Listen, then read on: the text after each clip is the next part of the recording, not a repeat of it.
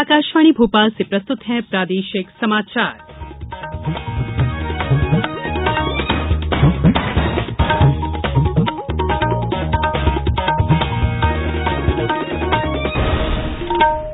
नमस्कार, समाचारों के साथ मैं संयुक्ता बैनर्जी। सबसे पहले बुलेटिन के मुख्य समाचार।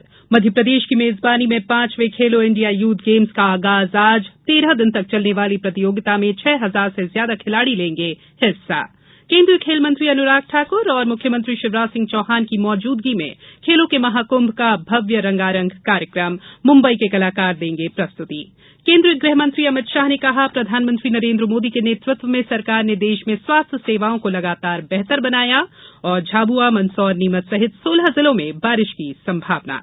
अब समाचार विस्तार से। मध्यप्रदेश की मेजबानी में खेलो इंडिया यूथ गेम्स 2022 का आज से आगाज हो रहा है। राजधानी भोपाल के तात्या टोपे नगर स्टेडियम में अब से कुछ देर बाद केंद्रीय खेल और युवा मामलों के मंत्री अनुराग ठाकुर, मुख्यमंत्री शिवराज सिंह चौहान, केंद्रीय खेल राज्य मंत्री निशित प्रामाणिक की उपस्थिति में खेल महाकुंभ का रंगारंग शुभारंभ करेंगे। भोपाल पहुंचे केंद्रीय मंत्री श्री ठाकुर ने मीडिया से बात करते हुए खिलाड़ियों को शुभकामनाएं दी। उन्होंने कहा कि प्रतियोगिता में भाग लेने वाले खिलाड़ी भविष्य में अंतर्राष्ट्रीय स्तर पर खेलकर भारत का नाम दुनिया में रोशन करेंगे। हमारे संवाददाता ने बताया कि आयोजन स्थल टीटी नगर स्टेडियम में लगभग 100 मीटर लंबा स्टेज बनाया गया है। इसमें मध्यप्रदेश की संस्कृति और ऐतिहासिक धरोहरों को दर्शाया गया है। उद्घाटन समारोह में गायक शान और गायिका नीति मोहन प्रस्तुति देंगी। ड्रम वादक शिवमणि के साथ साथ एक भारत श्रेष्ठ भारत पर 100 लोक कलाकारों के दल द्वारा प्रस्तुति दी जाएगी। 13 दिन तक चलने वाले खेल प्रदेश के 9 शहरों में आयोजित किए जाएंगे। इनमें 27 प्रतियोगिताओं में 6,000 से ज्यादा खिलाड़ी भाग लेंगे। केंद्रीय गृह मंत्री अमित शाह ने कहा है कि प्रधानमंत्री नरेंद्र मोदी के नेतृत्व में सरकार ने देश में स्वास्थ्य सेवाओं को लगातार बेहतर बनाया है। श्री शाह वीडियो कॉन्फ्रेंस के माध्यम से उज्जैन में शिव ज्ञान मोतीलाल SGML नेत्र अस्पताल के उद्घाटन समारोह को संबोधित कर रहे थे। 50 बिस्तरों वाले इस अस्पताल का निर्माण स्वामीनारायण संस्थान ने कराया है। आयुष्मान भारत योजना का उल्लेख करते हुए श्री शाह ने बताया कि इससे 80 करोड़ गरीबों को 5 लाख रुपए तक का मुफ्त इलाज मिल रहा है। उन्होंने बताया कि सरकार ने देश में 22 नए एम्स बनाए हैं।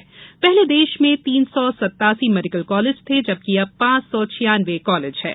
उन्होंने बताया कि MBBS सीटों की संख्या भी 51,000 से बढ़ाकर 89,000 कर दी गई है और PG सीटों की संख्या भी 31,000 से बढ़ाकर 60 हो गई है। इस कार्यक्रम में मुख्यमंत्री शिवराज सिंह चौहान ने भी वीडियो कॉन्फ्रेंसिंग के माध्यम से सहभागिता की। राज्यपाल मंगूभाई पटेल ने कहा है कि ठोस क्रियान्वयन के लिए कार्यों का निरंतर सत्यापन किया जाना जरूरी है। उन्होंने कहा कि प्रगति की जानकारियों को निरंतर जमीनी हकीकतों के साथ रेखांकित किया जाना चाहिए। राज्यपाल स्वास्थ्य विभाग के विभिन्न कार्यक्रमों की आज राजभवन में समीक्षा कर रहे थे। श्री पटेल ने राष्ट्रीय टीबी उन्मूलन कार्यक्रम में संचालित प्रधानमंत्री टीबी मुक्त भारत संबंधी जानकारी प्राप्त की।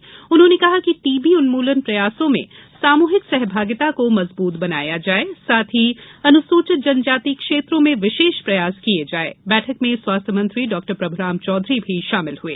बैठक में जानकारी दी गई कि प्रदेश के 12 जिलों में राष्ट्रीय फाइलेरिया उन्मूलन कार्यक्रम का संचालन किया जा रहा है। रोग उन्मूलन के प्रयासों में मास ड्रग एडमिनिस्ट्रेशन के लिए 10 फरवरी को सभी 12 चिन्हित जिलों में घर घर जाकर औषधि का वितरण किया जाएगा। इंदौर और राजगढ़ जिलों में गेहूं उपार्जन के लिए किसानों का पंजीयन 6 फरवरी से शुरू किया जाएगा। किसान मोबाइल के माध्यम से 28 फरवरी तक अपना पंजीयन करा सकेंगे। इसके अलावा किसान ग्राम पंचायत, जनपद पंचायत और तहसील कार्यालयों में स्थापित सुविधा केंद्रों पर भी निःशुल्क पंजीयन करवा सकेंगे। वहीं सहकारी समितियों और विपणन संस्थाओं के संचालित केंद्रों पर भी पंजीयन की सुविधा रखी गई है। ये समाचार आप आकाशवाणी भोपाल से सुन रहे हैं। हमारे समाचारों को अब आप कभी भी और कहीं भी अपनी सुविधा के अनुसार सुन सकते हैं। ये समाचार बुलेटिन YouTube, Twitter और Facebook पर AIR न्यूज भोपाल पेज पर सुने जा सकते हैं। इसके अलावा आप हमारी वेबसाइट newsonair.com पर या AIR न्यूज ऐप पर भी समाचार सुन सकते हैं। ब्रेक के बाद अब बात करेंगे मौसम की। प्रदेश में कुछ इलाकों में आज भी बारिश हुई। उज्जैन और चंबल संभाग में कल शाम को बूंदाबांदी हुई। वहीं भोपाल, गुना, नर्मदापुरम में आज दिन भर बादल छाए रहे। ठंडी हवाओं से पारे में गिरावट दर्ज की गई। मुरैना से हमारे संवाददाता ने बताया है कि जिले में सुबह से रुक रुक कर बारिश हो रही है। ये सभी फसलों के लिए अमृत समान उत्तम बताई जा रही है। मौसम विभाग के मुताबिक अगले कुछ दिन बारिश का दौर जारी रह सकता है। मौसम विभाग की माने तो भोपाल, ग्वालियर, चंबल समेत प्रदेश के अलीराजपुर, झाबुआ, मंदसौर, नीमच, छतरपुर, टीकमगढ़ और निवाड़ी जिलों में बारिश की संभावना है। गुना से हमारे संवाददाता ने बताया है कि मधुसूदनगढ़ इलाके की गादेर पंचायत में कल शाम ओले गिरे।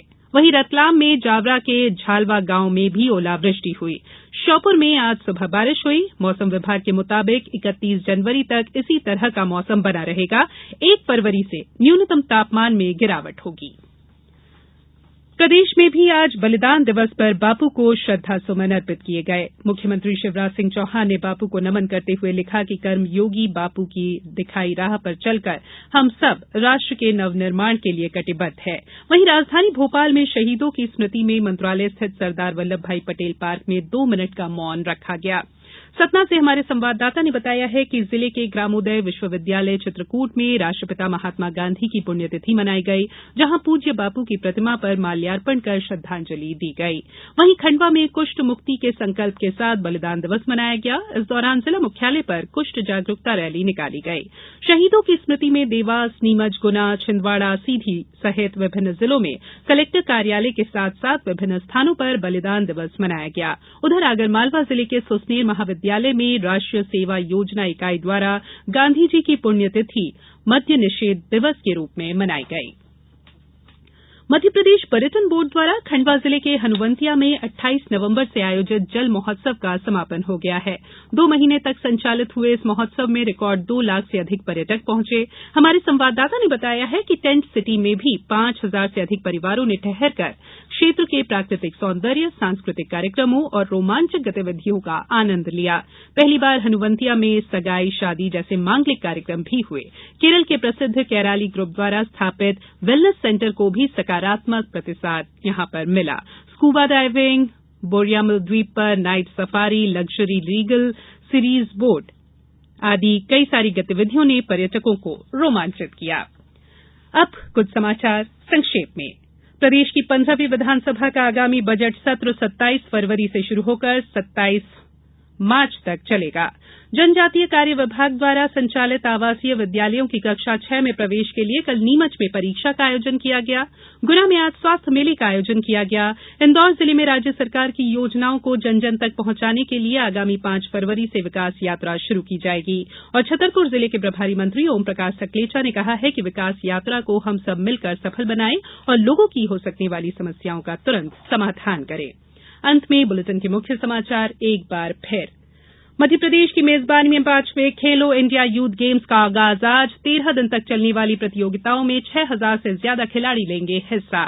केंद्रीय खेल मंत्री अनुराग ठाकुर और मुख्यमंत्री शिवराज सिंह चौहान की मौजूदगी में खेलों के महाकुंभ का भव्य रंगारंग कार्यक्रम। मुंबई के कलाकार देंगे प्रस्तुति।